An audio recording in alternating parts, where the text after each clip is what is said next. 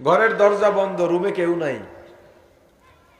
এখন আপনার হাতে মোবাইল, আপনি মোবাইলটা খুলছেন, কি দেখতেছেন মোবাইলে, কার সাথে কথা বলতেছেন, কি ভাবতেছেন?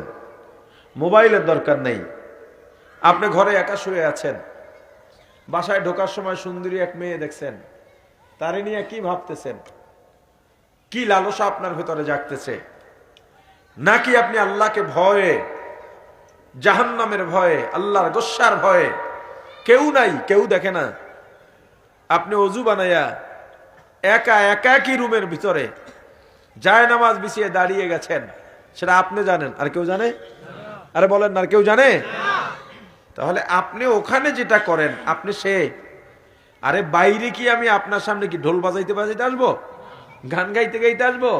আমি তো বড় দরবেশ হয়ে আসবো। পতিতালয়ের পতিতারাও তো বাইরে বের হয় বোরকাগাত দিয়া, তো বাইরে তো সবাই সাধু। তাহলে ভালো কে?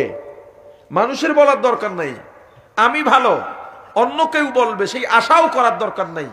আমাকে দুনিয়ার মানুষ খারাপ বলুক, আমি জানি আমি কে।